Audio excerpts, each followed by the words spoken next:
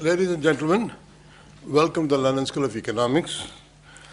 I remember a friend of mine who, at an early stage in his life, had to introduce a very famous author.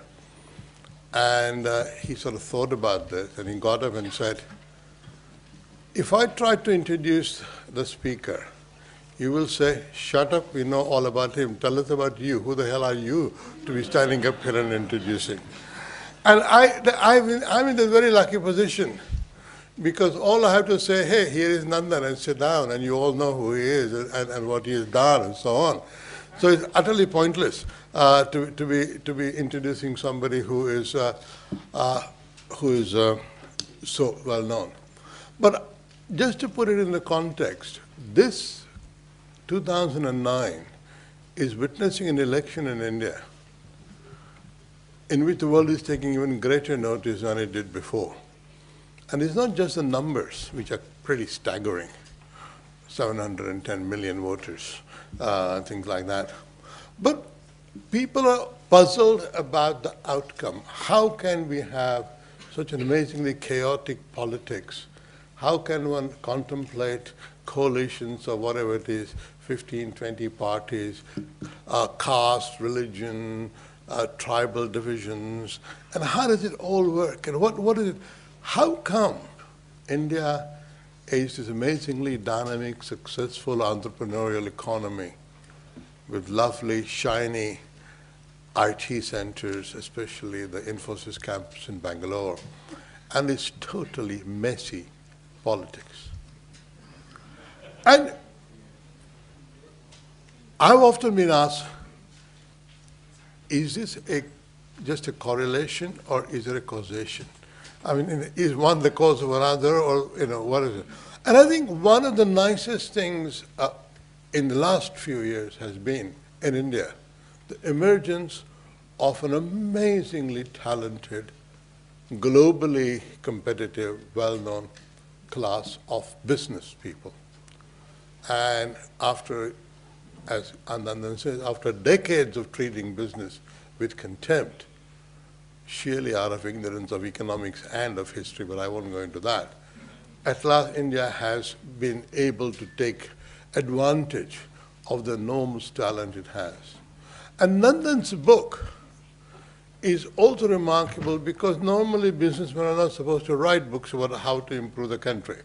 That's the task of politicians, especially people who can recycle their fathers' and grandfathers' ideas. And so I think it's an absolutely thrilling moment to be able to introduce Nandan and his book, in Imagining India, Ideas for the New Century. And I have sat enthralled in front of a television screen for hours on end when Nandan has been educating almost all of India about his ideas. I've had a great pleasure, and I'm sure you are about to have that great pleasure. Nandan Nilekani.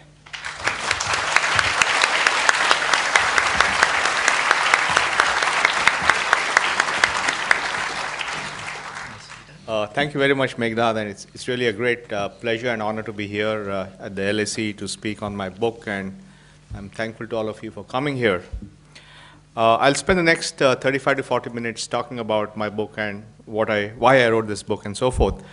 For the last several years, my job at Infosys has been to work, to be on the global arena, to meet people and talk about India, talk about Infosys. And invariably, I used to be asked a lot of questions. They would ask me, why is it that you have so many billionaires now on the Forbes billionaire list? At the same time, you have the world's largest population of poor people. Why is it that you have such a beautiful campus in Infosys and such large slums? Why is it, on the one hand, you have this sophisticated IT outsourcing industry and so many children who have no education? Why is it that you seem to live in the 17th century and the 21st century at the same time? And these were questions that I really was not in a position to answer. So I would mumble something and try to sort of pass on to something else, but people would always come back to this very persistent question. And then finally I said, let me figure out why it is the way it is. And so in some sense, this book is a voyage of discovery for me as to why India is the way it is. Now, there are many books on India. There are books written by historians about Indian history, by economists about Indian economy, by sociologists about India's caste. But I felt that to true justice to India, one had to really cut across all these things. And I had the privilege of being an ignorant amateur, and therefore didn't really have to worry about my academic reputation. So I had the choice of cutting across all these issues, and I also had a pretty good Rolodex, which I had collected over the last 10 years, so I could call up anyone on the planet and say, can you help me understand these things? So I managed to interview about 126 people from around the world, including people like Nick Stern and others here. And I basically assembled this book from those conversations, because from each of those conversations with specialists of different kinds, I began to understand different facets of what was happening in India. Also, when you write a book on India, you can write about events which end up becoming a historical perspective. You can write about individuals and how they've impacted society, and that ends up becoming biographies. I said, let me look at India through the prism of ideas. Because I felt that's really the right way to look at India, because when you have a vast, rambunctious democracy, which is very argumentative, which doesn't accept distilled wisdom, which argues on every point, it's only when an idea changes and takes root and changes the thinking of a large number of people that things begin to happen. In other words, it's only when ideas get embedded, matured, rooted, that change happens. And therefore, I felt looking at India through the frame of ideas was probably the best way to look at India. The other reason I chose the frame of ideas was that ideas gave me a chance to explore the past, because I could give you the history of how the idea evolved in the Indian mind. It gave a way to explain the present, and it also gave me an opportunity to extrapolate into the future and say how would the future look if we change the way we think about different things. And therefore, it gave me a framework to look at the past, the current, and the future. And when I looked at all these big ideas that were changing India, I found, because I'm an engineer and engineers spend their time looking at patterns of behavior, I found a pattern in these ideas. I found, for example, that there's some ideas that are responsible for India being where it is today. The reason why the country has become so much more vibrant, where there's so much more action, there's so much more innovation happening. And that the reason for that I could trace to very specific ideas that have changed in the Indian mind in the last 60 to 70 years. And I call these the ideas that have arrived, that have made India to do what it is. And then I found a second set of ideas where there was no disagreement about those things, in the sense that people, the elite, political parties of all persuasions believed in those second set of ideas, except they just couldn't get it done. And I call these the ideas that we need to implement. And then I found there were a third class of ideas where there was huge argument, where there was ideological disputes, where there were stalemates, and nothing was moving because everything was stuck in this huge argument. And I call these the ideas in contest, or the ideas that we argue about. And then I found that there are many ideas which have not been given enough thought or enough strategic thinking, but those ideas are equally important as India looks at its future. And therefore, perhaps it may be worthwhile to actually speculate on these ideas which have not really matured or germinated in the Indian mind, but which could be thought about as things that we should think about as we move forward. And I call these the ideas that we need to anticipate. And therefore, essentially, it's looking at all the ideas of India, but looking at them in terms of which ones have already arrived, which ones have been agreed but not implemented, which ones we argue about, and which ones we need to anticipate. Now, what are these ideas which have arrived? What is that? What are those ideas? And to understand the full import of the impact of these ideas, we have to understand what's happening in India versus what was happening in India 40 years back. In the 1960s, India was an economy that was growing at 3.5% a year. This 3.5% a year rate of growth was popularly called as the Hindu rate of growth. It was believed, it was ordained by God that India can only grow at 3.5%. It can't grow lower, it can't grow faster. It was very much its destiny. And when India's population was growing at 3.5%, India's economy was growing at 3.5%, its population was growing at 2% in the 1960s. So all of you quantity types know that when the economy grows at 3.5% and the population grows at 2%, it takes 45 years for the per capita income to double. In other words, if the average income in the society is $1,000, it takes 45 years for it to reach $2,000. In 2008, India is growing or was growing at 8 to 9%. And even today, in the worst of the global crisis, it's growing at 6%. And I have no doubt that once the economic recovery happens, it can go back to 6 to 8% growth. So and at the same time, over time, because the population growth rate has slowed down, the population is growing at 1.5%. So when the economy grows at 8 to 9% and the population grows at 1.5%, per capita incomes double every 10 years. And therefore, something which was taking 40 years to happen is now taking 10 years to happen. In other words, it is a kind of a fast forwarding. It's like a car which is traveling at 25 miles an hour, suddenly going at 100 miles an hour. And therefore, there's a fundamental shift in the pace of change. And we must understand that this is a very fundamental shift which is happening, which you will notice if you go every year.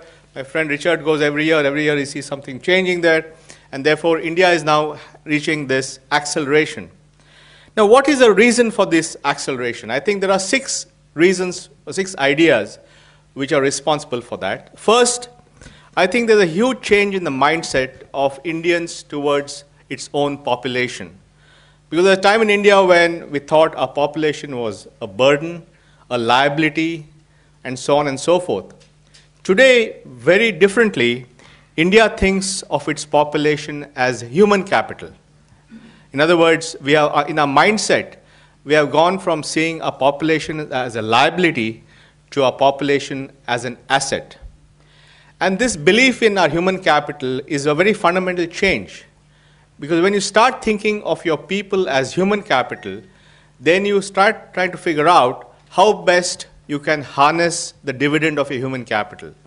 And human capital or people can only be, contribute if they are healthy, if they are skills, if they are educated, if they have roads to go to work and to school, if they have lights to study at night, and if there are jobs that are created. In other words, unless you create an environment where people are healthy, happy, productive, they are not really going to be very useful. And therefore, when you start thinking of your people as human capital, you start saying, what do I need to do to really make this human capital productive?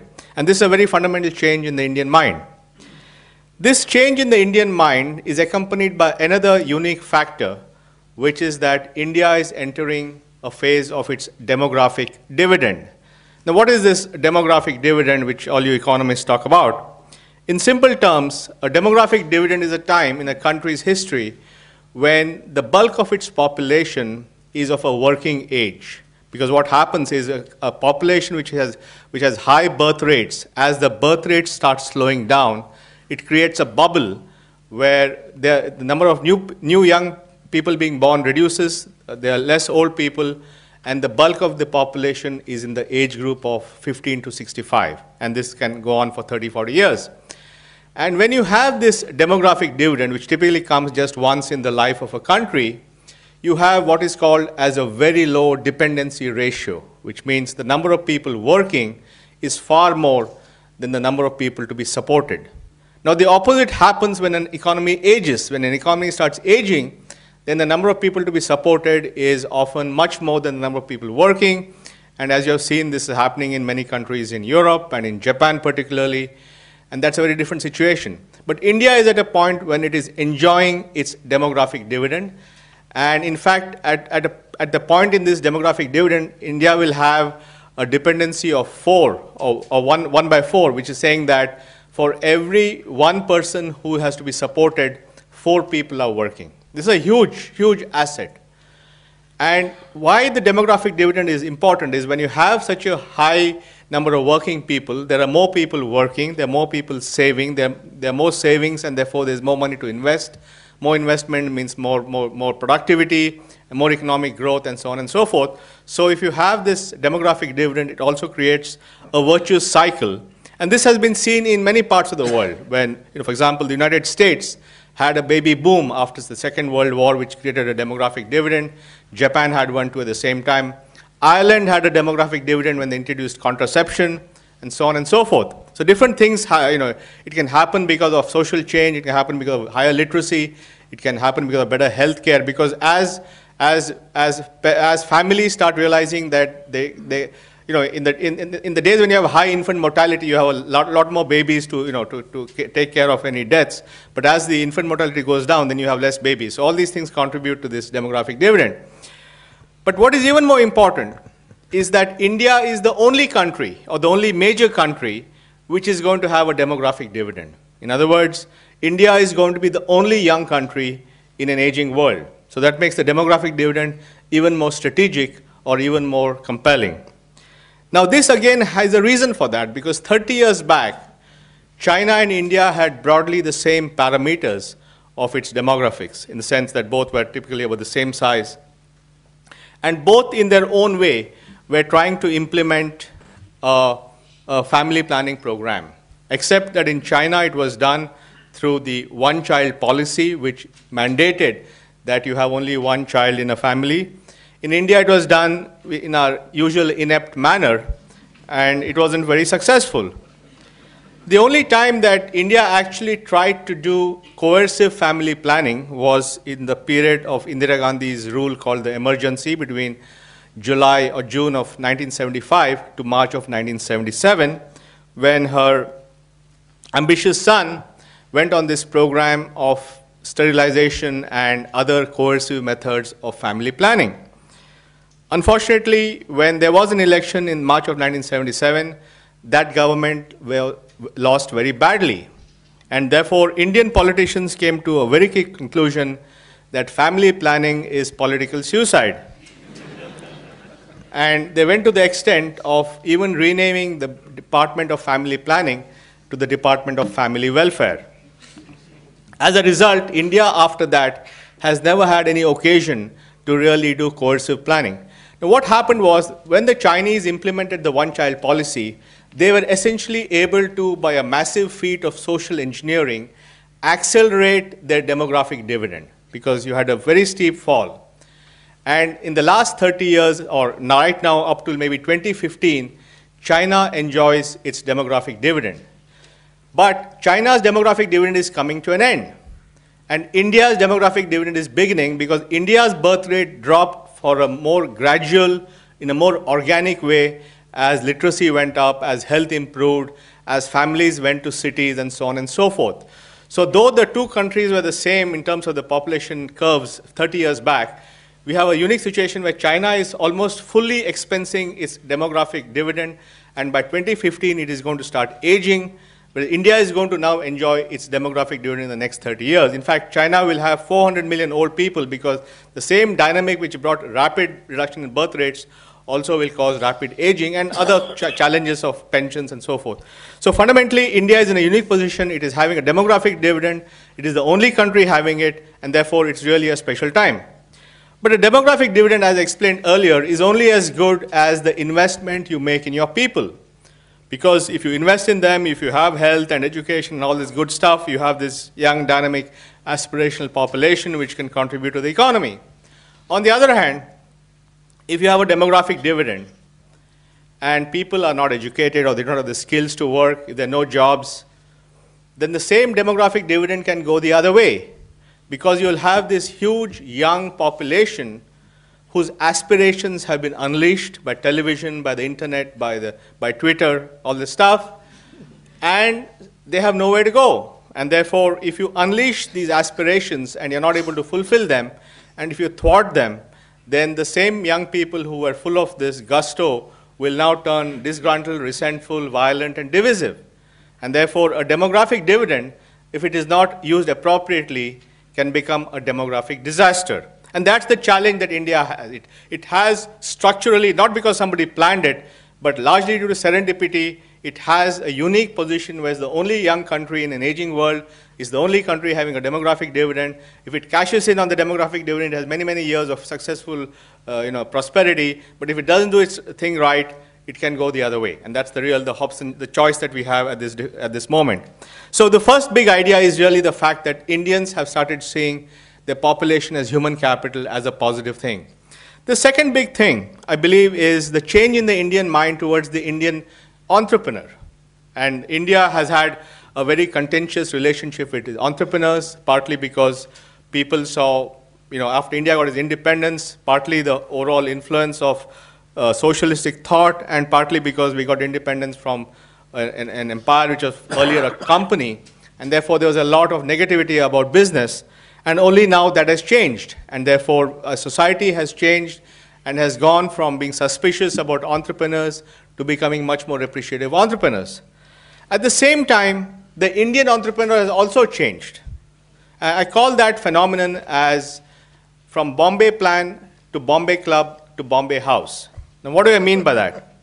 In 1944, the leading businessmen of the day, the J.R.D. Tata, G.D. Birla, Purushottam Das Thakur Das, John Mathai, all these people got together and said, how should we look at a new independent India? And they came and they prepared a document which is known as the Bombay Plan. And the Bombay Plan actually said that the state must have a very large role in the economy, that private capital is not going to be adequate to build the new India. So the state must spend on public infrastructure and all that, and really private capital will not be able to. In other words, the 1944 Bombay Plan actually conceded that the state must have a large role. It's not just Nehru saying it should have, even the businessmen of the day said that the state must have a large role. And that ultimately led to a lot of unintended consequences and planning and licensing and all this stuff. And then similarly, in 1991, when India got its economic sort of freedoms after the reforms of 91, another group of businessmen met in a hotel in Bombay, and that was called as the Bombay Club. And the Bombay Club said, look, for the last 40 years, we have lived in this protected environment, and suddenly you guys are opening up the economy, and all these foreigners will come and they'll buy us up, and all these multinationals will come, and Indian national capitalists will go out of business. So they said we need 40 more years to become more efficient. So don't do all this stuff about economic reforms, because it will jeopardize our very future, and every country protects its national capitalists, and so please protect us. And therefore the businessmen of 1992 were protectionists. They were scared of global competition. They were scared of the impact of foreign companies, foreign capital. Today, it is the spirit of Bombay House. Now, what is Bombay House? Bombay House is the capital building of the Tatas. The Tatas operate from Bombay House. And today, for the Tatas, 50% of their revenue is outside India. They have bought Chorus, they have bought JLR, they have bought hotels all over the place, they have software everywhere. And they believe in global competition, they believe in globalization, they're launching the Nano, they welcome competition. And that, in some sense, the metaphor of the change in the mindset of the Indian businessman. From the businessman of the Bombay Plan of 1944, who wanted a large role for the state, to the businessman of 1992 Bombay Club, who wanted protectionism, to the businessman of Bombay House, who is ready and fearless about global competition. And this change in the mindset of the Indian entrepreneur is the second big reason for India's dynamism and vitality today. The third big thing is the change in India's thinking about technology and automation. In the 60s, India thought of technology as something forbidding, something that was, they called computers as job-eating machines. Even today, I think somebody from Samajwadi has said that, but anyway, this was much more prevalent in the 1960s. And computers are supposed to be job-eating machines.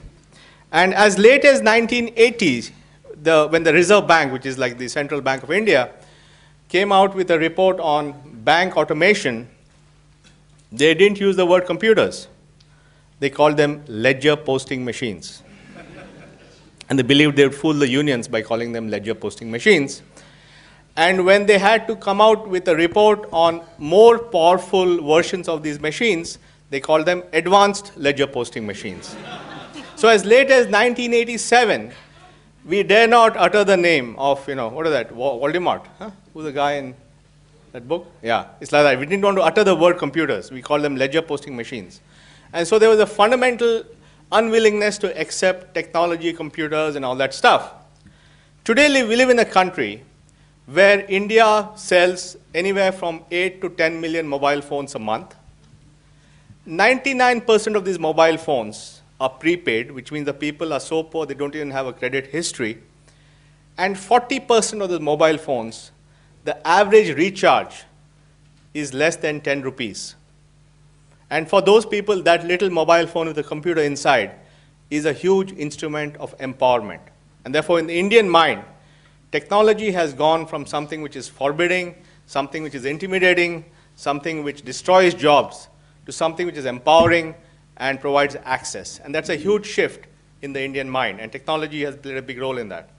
The fourth big thing is the Indian view of English. Now, English, as you know, in India began as a language of outsourcing. I'm sure you know that, right? Because the British East India Company in the early part of the 19th century found it was too expensive to bring expatriate British to work in India, and said maybe we should teach these Indians English so they can work for us cheaper in India. So they decided to teach them English. However, when they taught the Indians English, there were a couple of unintended consequences. The first was that Indians from different parts of India who spoke different languages at home learned to speak to each other. In other words, the Bengali in Calcutta could speak to the Tamilian in Chennai, who could speak to the Punjabi in Lahore. So they were able to create a pan-Indian language of speech. Secondly, when they taught the Indians English, they started reading English literature and in English philosophy, and they read about all this liberty and all this stuff.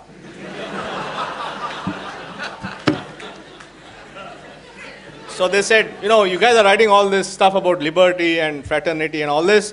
Why can't we have the same? And therefore, it created the basis, the genesis for Indian, the political parties like the Congress, which fought for Indian independence. So English had these unintended consequences, except that when we came to 1947, they said, look, here is a new independent country, and we are, removing the yokes of imperialism. How can we use their language? It sounds ridiculous that we should be using their language because it's like keeping them back. And therefore, we had many national languages, and Hindi was supposed to be the official linked language all around. There was only one problem, that Indians spoke hundreds of languages, and there are a lot of these guys who didn't know Hindi, especially the Tamilians from Chennai, who said, we can't make this Hindi the national language because then we'll lose out because we don't know how to speak this stuff. So they agreed on a deal where they said they'll keep Hindi for 15 more years, from 1950 to 1965, temporary deal, accommodation. In 65, we'll do all this Hindi stuff. But 65 came along and the Tamilians had still not learned English. Hindi, I mean. They had not learned Hindi. And therefore, this time they became violent. They started burning themselves. And there were a lot of self-immolations in Madras in the mid-60s. And actually, the DMK won the first election in Tamil Nadu in 1967, which is the first time that a non-Congress party won an election in the South, well, not the first, in Tamil Nadu, on an anti-Hindi platform. And again, it became so messy and so violent and so much of this self-immolation and all that, they said, okay, forget it, we'll keep Hindi and English. So, both stayed. And English officially became a national linked language, and they came out with some convoluted 3-language formula and all that to keep it going. And then outsourcing again became interesting. Please, whoever has got the mobile, please switch off or go.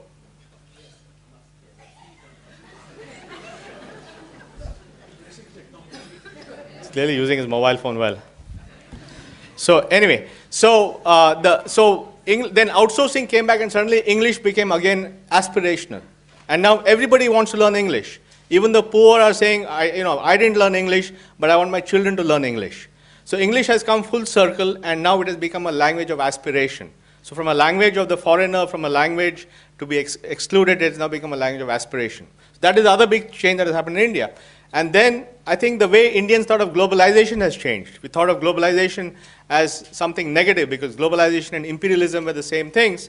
But today the Indians are much more comfortable, our companies are comfortable going abroad, our students are comfortable coming abroad, our tourists are comfortable going out, our workers want to go and work all over the world. So Indians are a lot more comfortable with globalization. And the sixth big thing, I think, is the fact that democracy has become embedded in India. That democracy in 1947 was an elite concept of a few people based on a certain vision and idealism. But today, democracy is very much in the Indian bloodstream. And the elections that Meghnad was talking about is the world's largest election, 700 million people voting over 5 sessions, 1 million voting machines, a huge spectacle that's going to happen is actually happening. And I believe all these 6 things are really responsible for why India is where it is. The fact that our view of demographics, our view of population has gone from seeing it as a liability to human capital. The fact that our entrepreneurs have become globally competitive. The fact that technology has become empowering. The fact that English is now a language of aspiration. The fact that India is comfortable with globalization. And the fact that democracy is deeply embedded in our society, because that's creating choice and an open society. So these 6 things, I believe, are responsible for all this activity and dynamism that you see. Now, so far it sounds like the India Shining BJP, sort of program of 2004. So what are the problems in all this? And then I come to the second part of what I'm saying, which is the ideas which I believe have arrived but not implemented, have been agreed but not implemented. What are those ideas? One is primary education. I think for the first time, we have now accepted that we have to do something about primary education, because we have talked about this primary education for a long time, but nothing much happened about it. But there's been a long convoluted history, but for the first time now, on the one hand, the people want education, because one of the things that economic reforms did was expose people the economic cost of not being educated. And people have not connected this well, because they think of economic reforms only in economic terms. But in aspirational terms, for the first time, people realized if they don't have education, then they're going to be shut out of the income game. And therefore, the poor have very clear that their children will get educated. So there's a huge change in the mentality and mindset on education. At the same time, the state is spending money on education. We have programs called the Sarva Shiksha Abhiyan and others, where we have a 3% cess on our taxes only for the purpose of primary and secondary education. India's annual tax collection is about 500,000 crores, which is about $100 billion. So every year, $3 billion is straight away taken off the top and put into education. So both the money is coming in as well as the desire is there. Unfortunately, in all these years when we neglected education, all the schools had gone to seed. And you had all these government schools but no teachers coming to work. And therefore, the poor have realized that too, that the government schools are not up to speed. So they are now going to private schools. If you go to any urban city, any city in India, Bombay or Delhi or Bangalore, more than 50% of the children in slums go to private schools. Now, these are not private schools. This is not Eton or Harrow or something. These are one-room tenements, mom and pop operation where the fees are very low. But even then, the poor are saying even those schools are better than the government schools. Even in rural India, 22% of children now go to private schools. And therefore, people are saying if the public schools don't deliver, we'll just send them to private schools. We'll do the sacrifices and we'll send them to private schools. But fundamentally, education is now, the boat has left the harbor. It'll take many years to make it happen. There's a lot of issues of efficiency and all that. But fundamentally, this is something which will get cracked in the next decade or so. The second big thing is infrastructure. Again, for many years, we didn't build any infrastructure. After independence, the first major infrastructure project was only the 1990s when we built the Konkan Railway. Till then, there were no major infrastructure projects. And now infrastructure has become very, very compelling. Everybody wants infrastructure. It is reflected in our political slogans. In the 1970s, our political slogan was Roti, Kapda, Makan, food, clothing, and shelter. Today's political slogan is Bijli, Sadak, Pani, water, power, and roads. It shows how in the minds of our political system, how infrastructure has now become very important. In today's election, it's about broadband for all. Again, it's about infrastructure. So fundamentally, I think infrastructure, again, is something which will happen. It will take many years to happen, but it is something which there's no argument. No matter which combination of parties comes to power on May 16th, infrastructure will go on. The third big thing is urbanization. And India has had a very complex relationship with urbanization. And I believe there are two reasons for that. Part of it was the Gandhian view that India lives in its villages. And villages were romantic republics and Panchayat Raj and all that stuff. And therefore, in the Gandhian view, cities were not really a great place to go. The second reason why cities got a bad rap in independent India was cities were where the British ruled from. And all the big cities were all essentially British cities. And if you went to Delhi, you saw Lutyens' buildings. And therefore, for an independent nation, urban India reminded them of the British rule. In fact, Nehru said, New Delhi is a very un-Indian city. Every day he went to work in Lutyens' buildings. And therefore, because of these two things, India had a very, very tentative relationship with its cities. And in its politics, in the constitution, cities don't even have recognition. You only have center and state. There's no recognition for cities. And therefore, over time, cities became fugitive, cities became marginalized, they lost political power, they lost financial power, and they lost capacity to run cities. And therefore, cities went down the tube. But today, economic reforms has shown us that cities are very important, because cities are where people get together, cities are where you have economic activity, cities are engines of productivity, cities are engines of innovation, cities are centers of excellence. And this is a huge change in the mindset. And finally, for the last 5 years, for the first time, we are spending billions of dollars in trying to improve our cities. Again, this is going to take a long time, but fundamentally, that mindset has changed, and now cities are accepted as good things. And the other reason why cities are important is that in this election, for the first time, you're having an election after delimitation, where all the constituencies have been redrawn in every state based upon the population, and the number of urban seats is 120 out of 543. Which means there are many more MPs who are going to come from cities now, and therefore the demand for improving cities is going to go up. Therefore, again, urbanization is something which is going to happen. And the fourth idea, which I think is going to happen anyway, is the idea that India should be a single market. Because India is not a single market. Every state has their own rules, their own taxes. Every time you try to move goods from one state to another state, there are a whole host of bureaucratic problems. But now, because when you didn't have a market, why did you need a single market? So only when you have a market, you suddenly realize that the whole thing is not a single market, and therefore now single markets are happening. And therefore these four ideas, the notion that cities are important, the importance of infrastructure, the importance of primary education, and the importance of single markets are ideas which I believe have been accepted. It's just a matter of getting it done. But I'm quite sure that for these four ideas, it doesn't really matter what political constellation comes into power, because these will happen because everybody believes in it. But what is it then we argue about? I think we argue a lot about things, but the three big ideas which I think are holding us back on the argument side is one about higher education. India is still not clear about higher education. That's why all of you come here to study. 200,000 Indians study abroad. And therefore, because we have not liberalized our higher education, we still have a huge set of constraints and regulations on education, who can start a university, what they can teach, how much they can charge fees, how much they can pay their faculty, how much they can, all that. It's completely regulated. And we have no policy on allowing foreign universities, we have no policy on allowing private universities. So it's a very, very big argument which is waiting to be opened up. And that's a big challenge that India has, that we haven't really opened up our higher education. And it's going to be a huge challenge, because you're going to have all these young people going to school and higher secondary school, and there won't be enough colleges and universities to deal with that. And that's a big challenge that we have. The second big challenge is on our labor reforms, because fundamentally, because we have a set of very antiquated labor laws, most businesses outsource it to informal labor, and therefore we have a situation where 93% of Indian labor is in the unorganized sector. So you have this very barbell effect, where you have 93% of the employees who have no rights and who are the first to get hurt when there's an economic slowdown, and you have some 2% who are in this highly unionized category who cannot just, you can do nothing about them. And we have created this very unequal system, and this again has been a holy cow for many years. But that again is something we need to really reform to create an equitable balance between the rights of employees and the rights of employers. But that's the only way you're going to create formal sector jobs which are required to really address this demographic dividend. And the third big argument is about affirmative action. How do you handle the whole issue of social exclusion?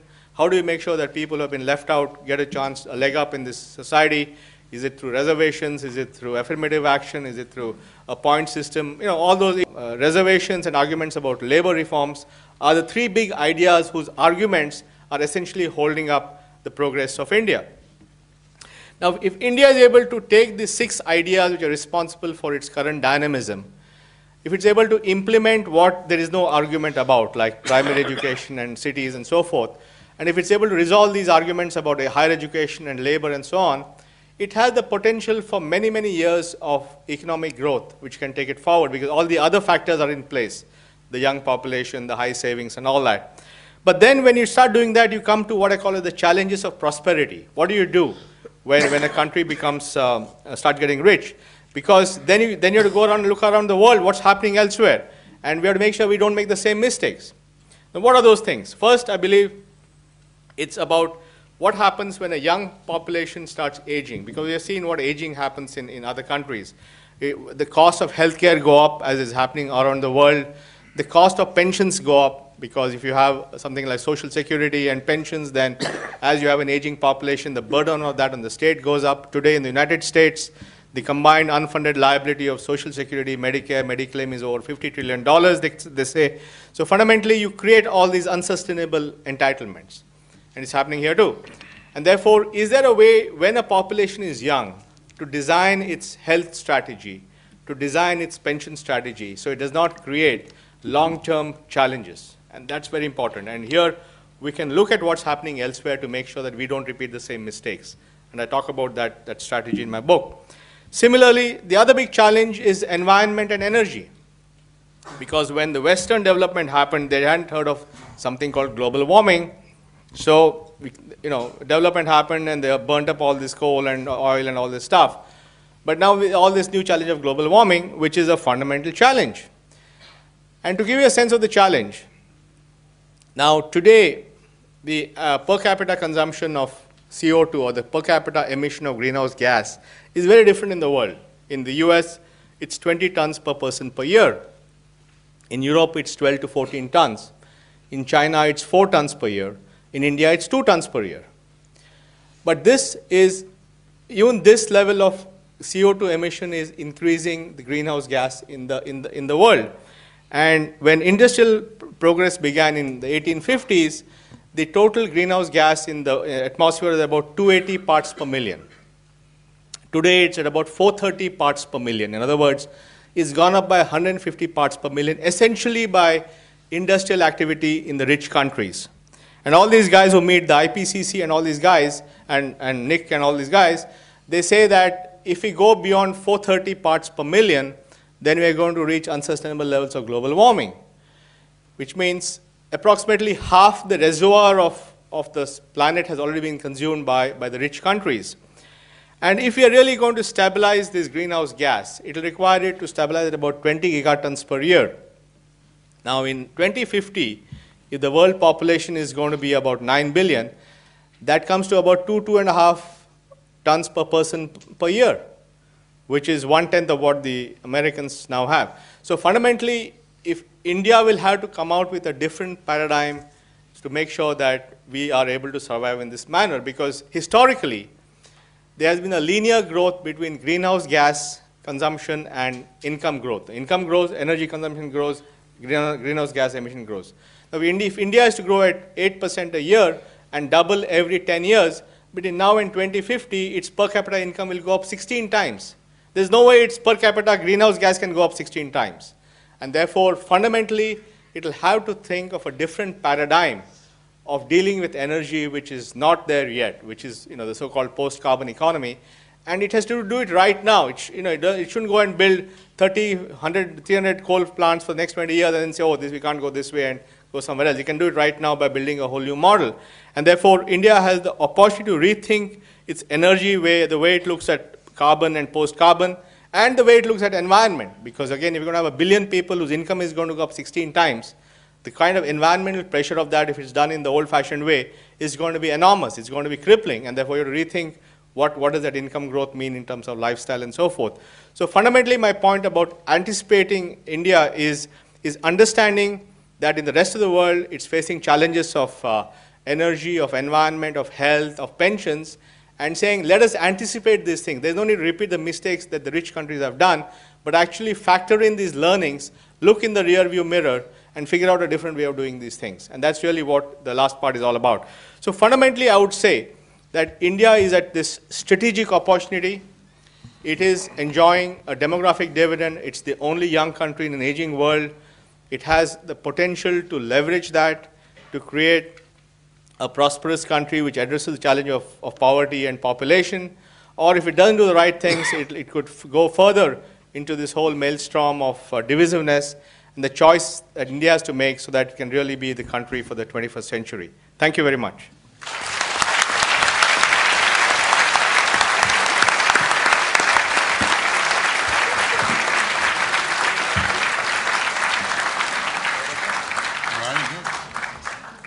Danny Kwa, who's a professor of economics at LSE and has done many imaginative things, including talked about the weightless economy. and many other good ideas. He's going to be the discussant. Danny. Thank you, Magnan, and thank you, Nandan, for a wonderful lecture and presentation. This is an exciting book that Nandan has presented to us. In his lecture this evening, he has gone through it in 3 parts. He has told us about the past, why India since 1991 has broken away from the Hindu rate of growth. He's given us the 6 critical ideas that has allowed that to happen. He's then talked about the present, what the potential problems and holdups are that might derail further progress. And then he's taken us to a view of the future. He talks about the environment and energy issues, and he's told us how India, at this exciting stage of its economic progress, can, as it were, stand forwards in time and look back through the rearview mirror at the present, through looking at what's happening in other countries, and India gaining lessons from that so that it does not repeat the mistakes that other countries have made. While the book obviously tackles an important substantive issue, it is also a book full of rich ideas. It is an ideas-based book, as the subtitle on the cover page suggests to you. So I stand before you today to try and discuss these ideas, but it is not just an academic discussion that you go into with Nandan Nilekani. I was fortunate enough to first meet Nandan at the Davos World Economic Forum some years back. And even in that crowd, or perhaps especially in that crowd, it only takes 30 seconds conversation with Nandan to realize that this is a person for whom ideas are just grist, so that when the rubber hits the road, he makes those ideas materialize. He makes them happen. He's taken an idea about economic performance, separation of production across vast distances in space and in time, and he's created an entire global industry out of that. He makes ideas happen. So just a gentle warning, when you ask questions afterwards in the Q&A session, please be very careful what you say.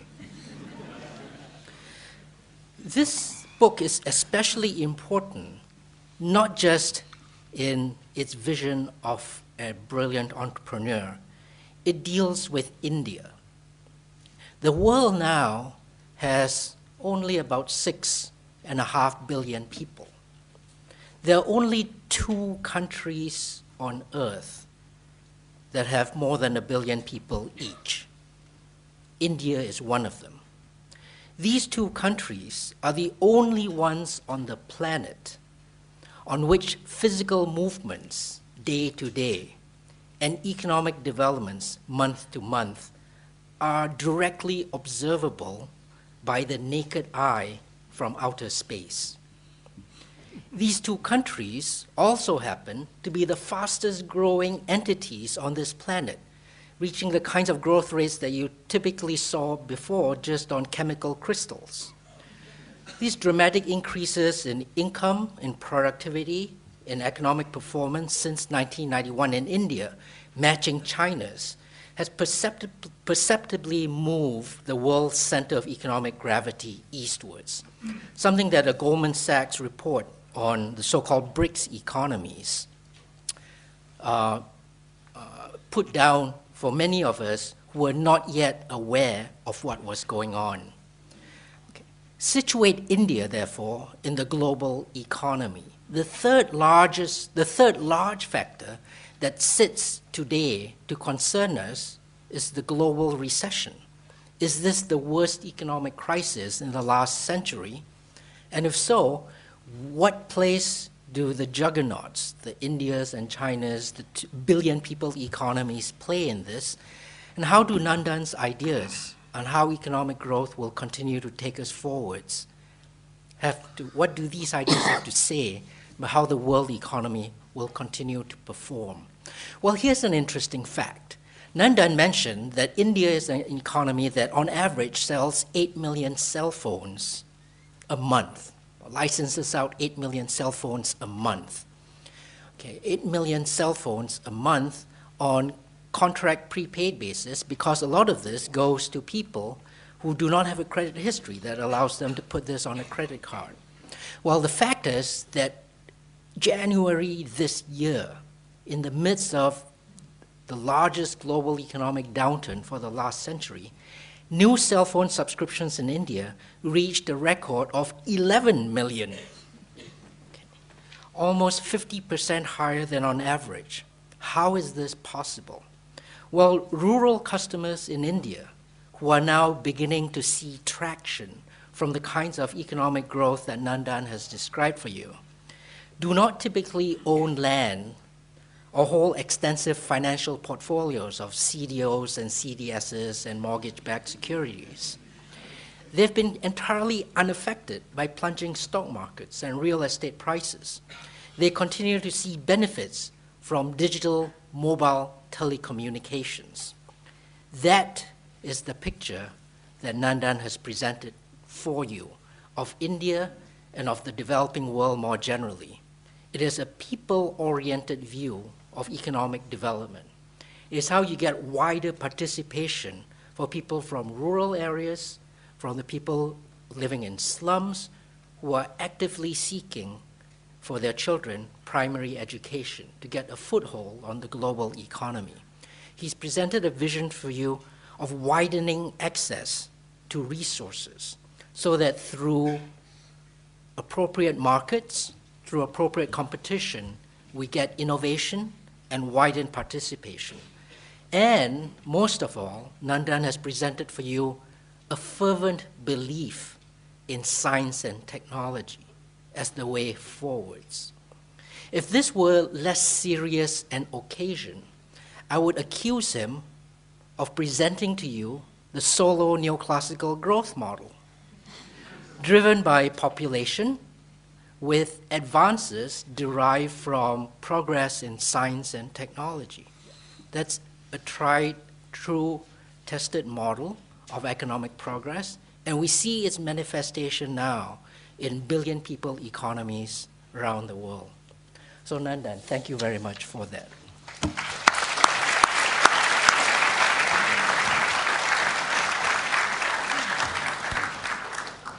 Now, we have an opportunity to ask Nandan some questions. Now, this is when I get into my hyper mode. First of all, we shall use the House of Lords tradition that everything has to begin with, does the speaker agree or not agree that? And the question. Don't want a summary of what he said, don't want a summary of what you think. Even a short one. I want questions, and only one question, because equity demands that as many people get chance to ask questions as possible. Okay, now, that person there, and then that person there. Okay, come on, yeah. Would you agree that one of the main reasons that these labor, economic, educational reforms are going to take so many years is your deteriorating politics, the end of Congress's dominance since 1977, the proliferation of regional parties, and the increasingly messy coalitions which can't take decisions? Okay, next. I can't remember questions. Okay, he's going to do it his way. House of Lords, you take 5 questions at a time? Managers are difficult to manage. In the House of Lords, you take 5 questions at one time? Well, yes, I'll tell you about that later on, yes. No, clearly, I mean, in this picture I paint, you're right in saying that the politics of India is suspiciously absent. And my view is that that is going to be chaotic. I think you're right in saying that we're going to see increasingly fractious coalitions, a lot more regional parties, caste-based parties. But that's why I believe that the power of ideas is even more important, because as I said, on ideas, once they have been broadly accepted, then it doesn't matter whether we have a 5-party coalition or a 500-party coalition. I mean, to give an example on primary education, the big move on primary education finally culminated in something called the Sarva Shiksha Abhiyan, which was announced by the previous government under Vajpayee in about 2000. And when the new government of the UPA came in 2004, they didn't abandon that. They actually strengthened that by putting a tax for that and gave it more money. So once you have a deep-rooted idea like that, then it doesn't matter what the political, because that will happen. Or even urbanization, you know, the government has a $10 billion program for urbanization. Every party, every state has signed up for reforms, whether it's run by the BJP in Gujarat, by the communists in West Bengal, or by the Congress in Andhra Pradesh. And that's the whole point, that if these ideas can be embedded, then that becomes the safety net. While the politics will become more difficult, hopefully these things will drive it better. I mean, nobody's saying everything's going to happen the way I say it is. My only point is that it's plausible that there's this huge opportunity, and if we think strategically, we can actually get there. Yeah, there's somebody here. Yeah. Hi. Does the speaker agree or disagree that there are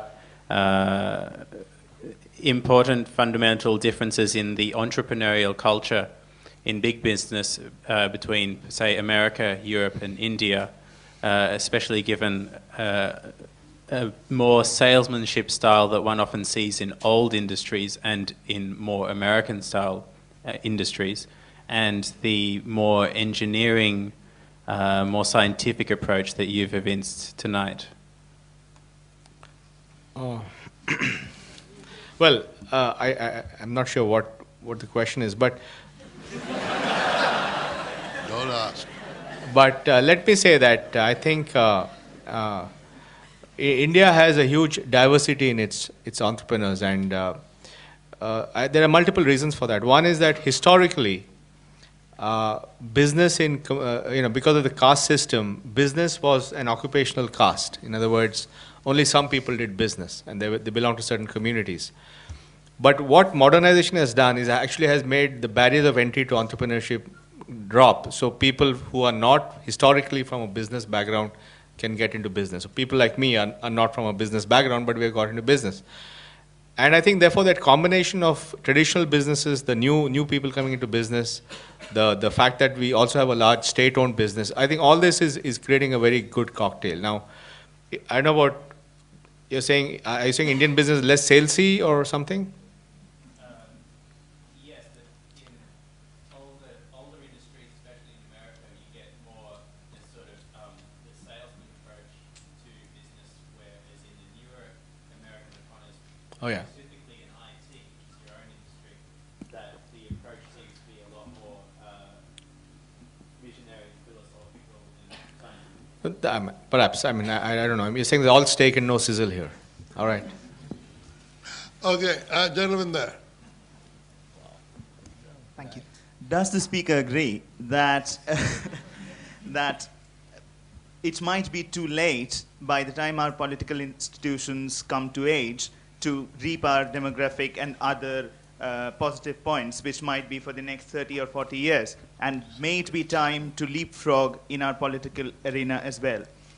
Well, I think you're right in saying there's a window of time, and that window of time we could run out of time in that window, because the demographic dividend is not going to wait for anyone. I mean, that's going to happen.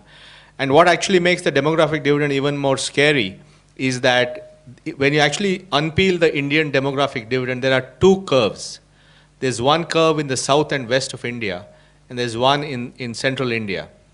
And the bulk of the demographic dividend is in the second region, because already the populations in the south and the west have started to hit replacement levels of fertility. Today, for example, if you look at the birth rate in Kerala, it's like a West European country. And essentially the south and the west of India is going to start aging now. And if you look at the births in the next 25 years, only 12% of the births will be in South India. 50% will be in 6 or 7 states. Uttar Pradesh, Bihar, Chhattisgarh, Jharkhand, Orissa, and Rajasthan and Madhya Pradesh. So, and that's where also the political challenges are the most, because of so it is definitely it's a race against time, because on the one hand, you need for the politics to improve, you need a larger, more enlightened, more development-focused middle class to change politics. But if that doesn't happen in time, then the politics will be bad. So I agree with you that there is a race against time, but it's important for us to understand that there's this race against time and hopefully mobilize people to focus on these issues. Okay, gentleman there at the top, yeah. No, right here, yeah. does the speaker agree that there's been a fundamental shift in attitude in terms of looking at India as just a business process outsourcing hub to a knowledge process outsourcing hub? No, no, I think, I don't think it was ever seen as a business process outsourcing hub, because actually the IT and knowledge work out of India precedes the BPO business. I mean, the IT business in India began in the 1960s, and the BPO business began in the 1990s. So it's actually the 30-year history of that. So I think there's no question, if you look at the composition of revenues, you're talking about, India today does about $50 billion of global IT and IT services. The bulk of that is knowledge activities, it's technology, it's high-end technology transformation. So actually, it's very much now a knowledge-based export business. Okay, I'm surprised women are not asking questions. Well, that one, this gentleman there, yeah. I mean, Hi, Nandan. Do you agree that students sitting here, Indian students and other Indians sitting here, the most important thing they need to do to ensure that India progresses, probably using your ideas, is to go back and engage seriously in politics, probably contest elections? What do you make of people doing that in this election itself? No, I think certainly the more well-educated and well-meaning people come into politics, I think that's good news. And in fact, one of the things you will notice in this election is a remarkable number of people from non-traditional political backgrounds. So contesting in my own city of Bangalore South, Captain Gopinath, who's actually an airline entrepreneur, is standing for election. In Shashi Tharoor is standing in Trivandrum. There's the CEO of a bank who's standing in Bombay, Meera Sanyal, and there's Malika Sarabhai standing, who's a dancer standing in, and so on. The many cases. So clearly, now it's not clear to me how many of them will actually, win. But I think this trend will continue, and it'll take many years. And I think we must recognize that, I think in Western democracies, it also took them hundreds of years to reach a full stage of democracy. In India, it'll take time.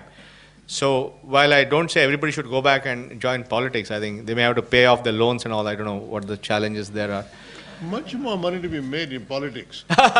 No, they're not. He's going for something different. Certainly, I think in the next 10, 15 years, I do hope more people will be there. The lady there, yeah, right. No, on this side, yeah. With regards to your ideas on corruption, where would you place? Can you hear? Yeah. With regards to your ideas on corruption, where would you place it in your categories? Ideas that have been accepted but not implemented, or as in challenges? And also, what are your ideas on this? See, I think I didn't want to promote corruption as an idea.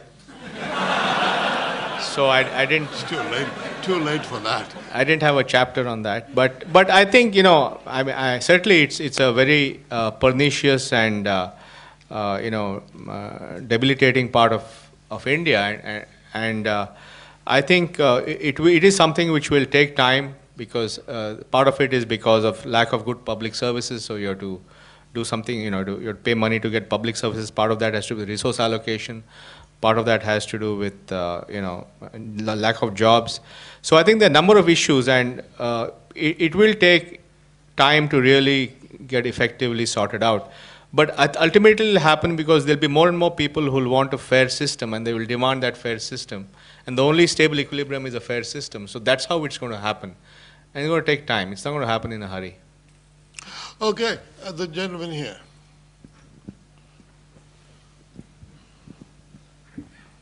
The reason that, do you agree? The reason I consume 20 tons as an American is because I grew up following a very simplistic economic system of growth for its own sake, the consumer model of the fast car, the house, the loan, etc. Do you agree that you have a real advantage in India? The capital that you have is an intellectual capital, a spiritual capital. The Bhagavad Gita, the Buddha, the Gandhi, etc. Can you not take the lead and teach us something so that we look for more than just consumer goods and screw the environment and all goes to hell? Just stay poor, man. Just stay poor, No, I think certainly, I see that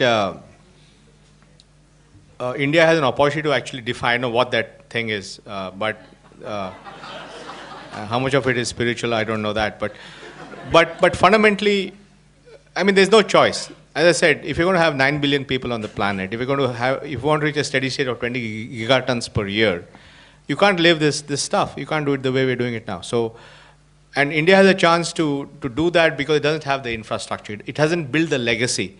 You know, it hasn't spent the money in creating $1 trillion old economy infrastructure. So I think there's a chance, and plus, of course, about what is a better life? I mean, that question has to be answered. So I think definitely that's part of what India can do in the next 40, 50 years, which is why I think it's not just about following that model of development. It's about rethinking the whole thing from ab initio and trying to figure out what this new model of capitalism should be. The lady there in black, yeah. Hi.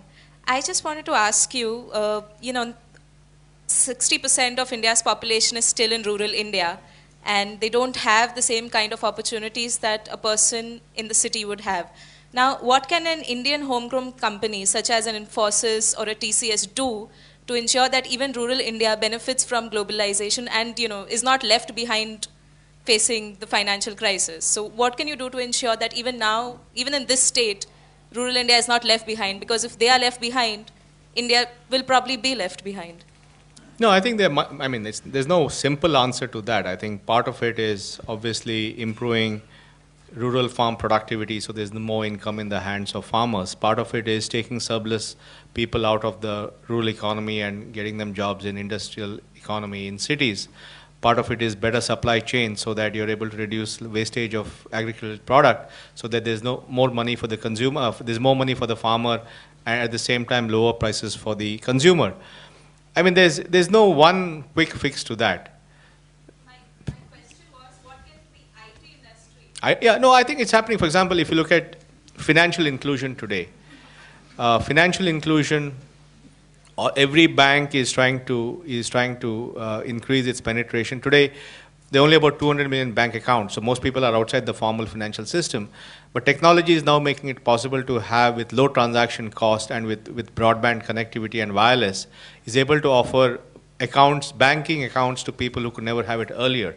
So every one of us is now working with the banks to launch products, including using offline biometric cards, which allow you to extend banking services to the poor.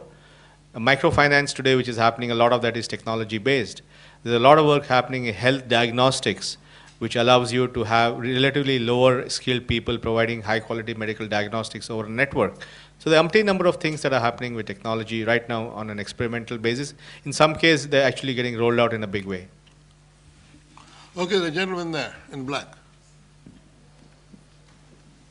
Are you speaker allowed? Sorry? So do you agree that, I was just flipping on the pages, it says notes from an accidental entrepreneur, and, even Mr. Murthy started off with Patni Computers initially.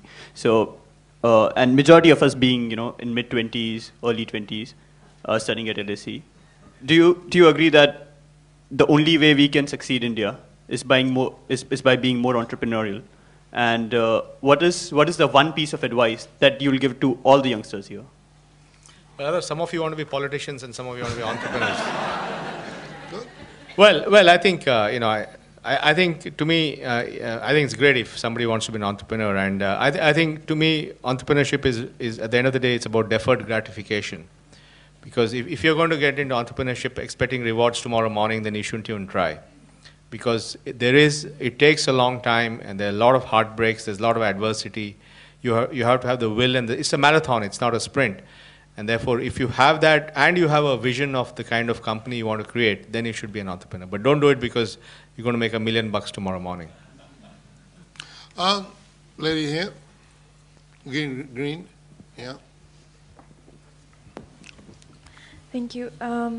Sir, do you agree that all technology is not good? What do you think about the cotton farmers committing suicide every 7 minutes in India because of the genetically modified seeds? Actually, I'm not sure about that argument because I've talked to many people. I've talked to a researcher at the University of Washington who's been studying this, and she actually says the opposite to me, that actually BT cotton is helping. So it's not clear to me that whether that data is correct.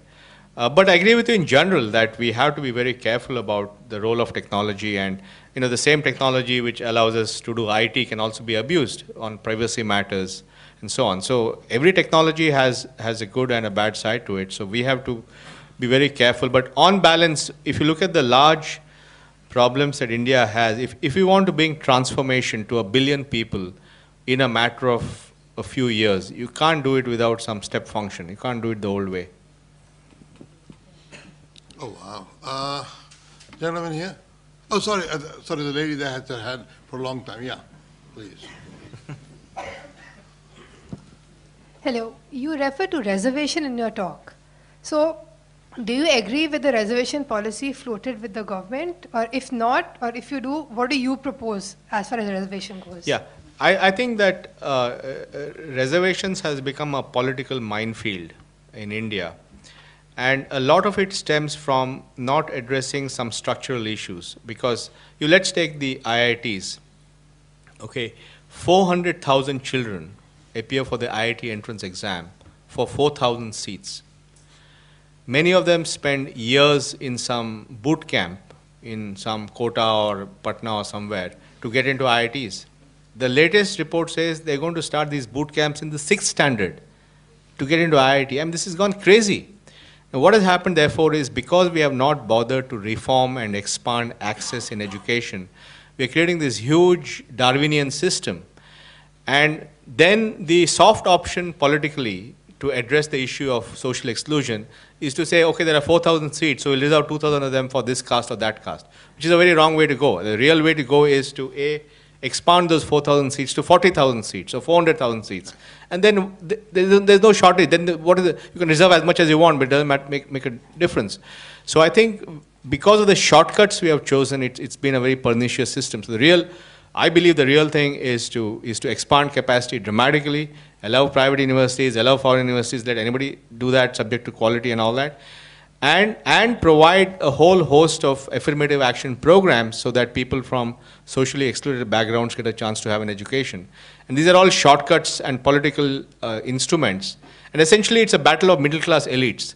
It's middle-class backwards against middle-class forwards. It's nothing to do with the poor. The poor have nothing. That poor kid in Bihar who's not got education, it doesn't matter if there's reservation IIT or not for him. So I think it's a very pernicious and convoluted and sort of perverted way of addressing social exclusion.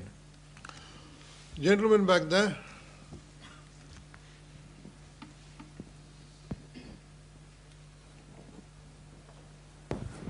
I think the only thing I found difficult to sort of resolve after having read the book is this vision you propose of a new paradigm. I mean, I'm struggling to think that, Gandhi had one approach, Nehru had a diametrically opposed approach. Perhaps Vallabhbhai Patel sat in the middle. We are where we are now. But what is the new paradigm? I guess that's the one weakness I'm struggling with in what is otherwise an excellent and a fantastic book.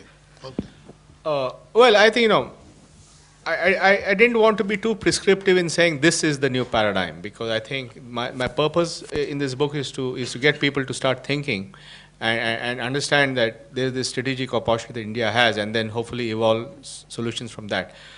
But I think one thing is very clear, that we have to address the challenge of our population and poverty. I think that, and build a less inequitable society. That's very clear. At the same time, when we talk about the challenge of environment and energy and all that, it'll have to be a different way of addressing that. It's not about going and buying more things.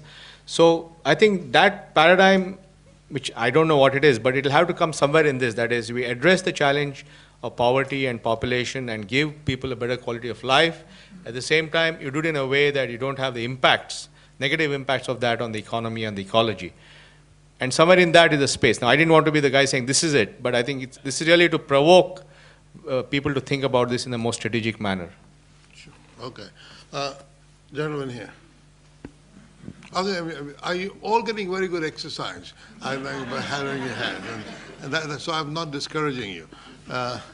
How long do you think it will be in India before all children have education, i.e. compulsory education, from primary school right up to 15 or 16, let alone being trained beyond that?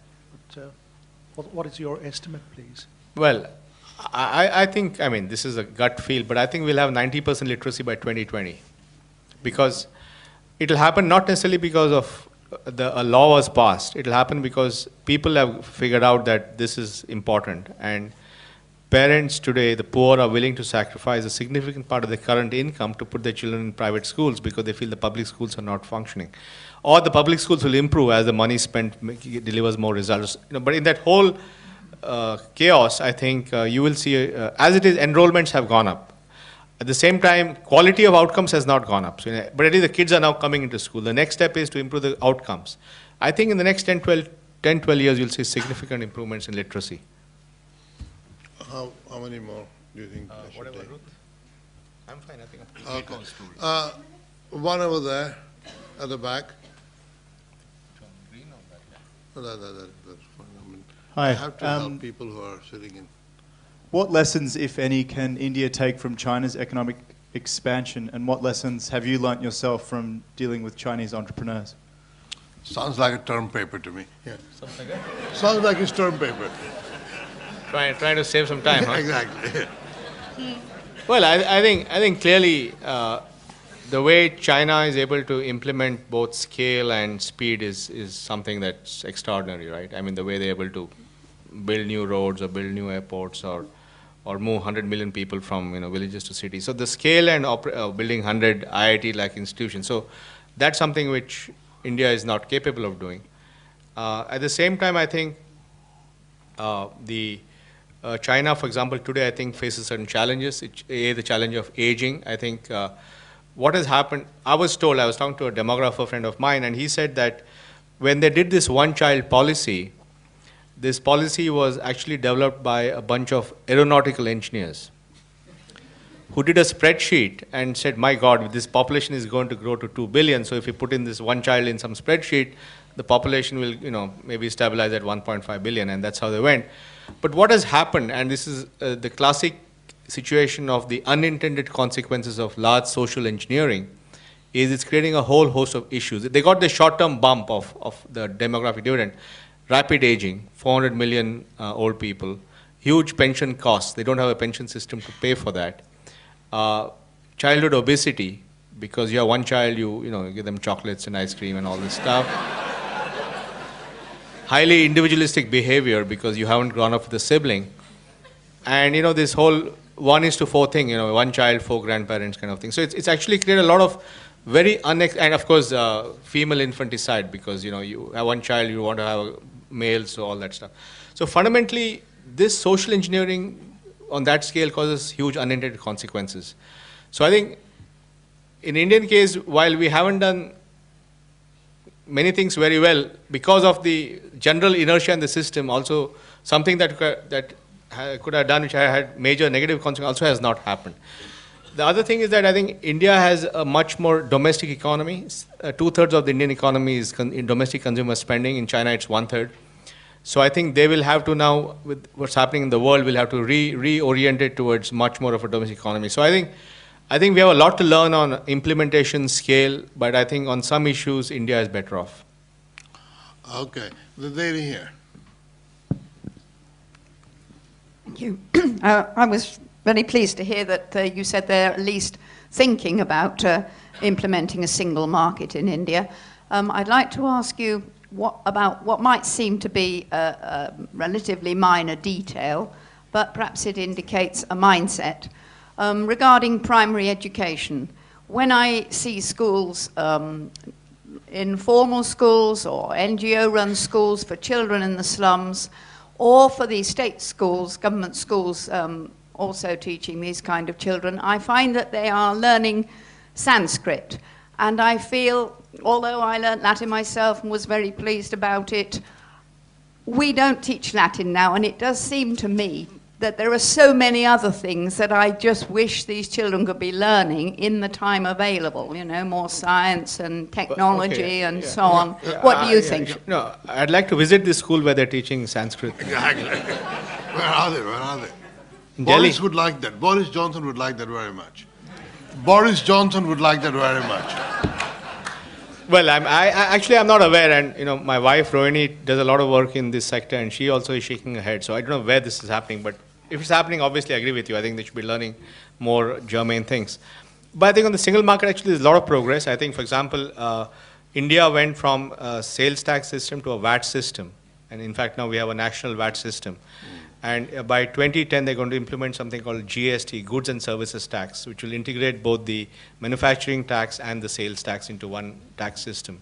So all those will have significant impact on creating a national market. Okay, gentlemen there, on the edge.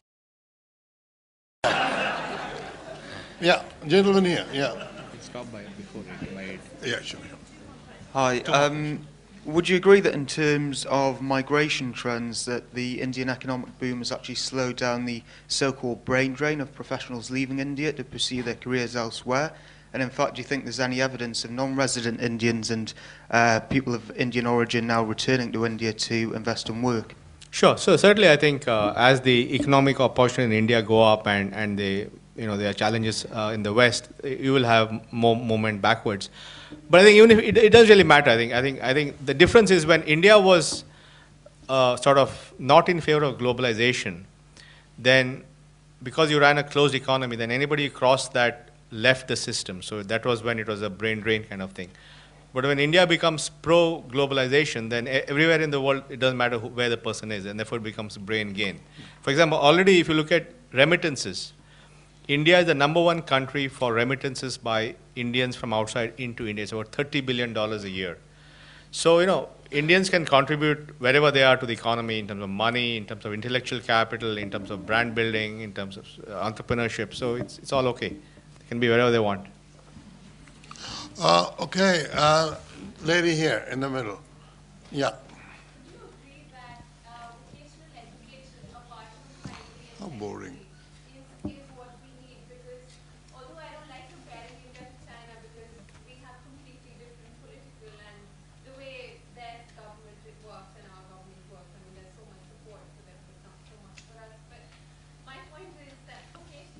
Vocational education is good, okay. Is it good? No, obviously, it's a big thing, so. Okay, thank you. No, he agrees with you. Now, I'm going to have to bring this thing to a close because Nandan has been amazingly patient and he has now been answering questions for half an hour and he has answered lots of questions, great patience. I have to tell you that if you want his book signed, you buy the books outside and you come in here, form an orderly queue, and then he'll sign it. All it remains for me to say that it's been a great feast of ideas. Thank you very much. Thank you. Both Thank you. for...